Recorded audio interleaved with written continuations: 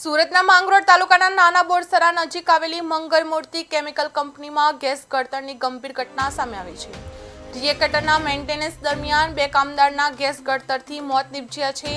એક કામદાર બીજાને બચાવવા જતા બંને કાર્ડને ભેટ્યા હતા. એક કામદાર યુવક 1.5 મહિના પહેલા જ દીકરીના પિતા બન્યો હતો. તે યુવકે જીવ ગુમાવતા પરિવાર શોકમય થયું છે.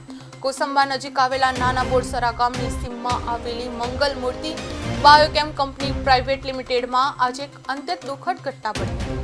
દવાઓના રો મટીરિયલ બનાવતી આ ફેક્ટરીમાં રિએક્ટર ટાંકી સાફ કરવા ઉતરેલા બે કર્મચારીઓનું ઝેરી ગેસના કારણે ગુંગળા મનથી મોત નીપજ્યું હતું.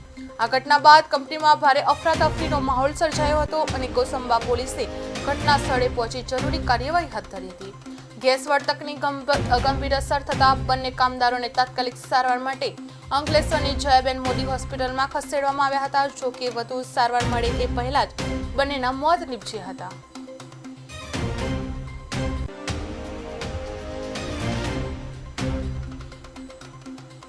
અંકલેશ્વર ખાતેની જયાબેન મોદી હોસ્પિટલથી ટેલિફોન વર્ધી પોલીસ સ્ટેશન આવેલી કે રાજન શર્મા અને રાજન સિંહ જે એક યુપીના અને એક બિહારના છે, બે કામદારના મૃત્યુ થયા છે ઝેરી અસરના કારણે.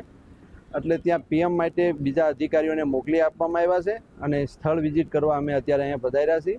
અત્યારે પ્રારંભિક દ્રષ્ટિએ બે વ્યક્તિઓના મૃત્યુ ઝેરી અસરના કારણે થયા છે, પણ એમનું મેનેજમેન્ટ જે હોય તે હાજર નથી, એટલે સ્પષ્ટ અત્યારે થઈ શકેલ નથી. તપાસ પછી વધુ ખ્યાલ આવશે.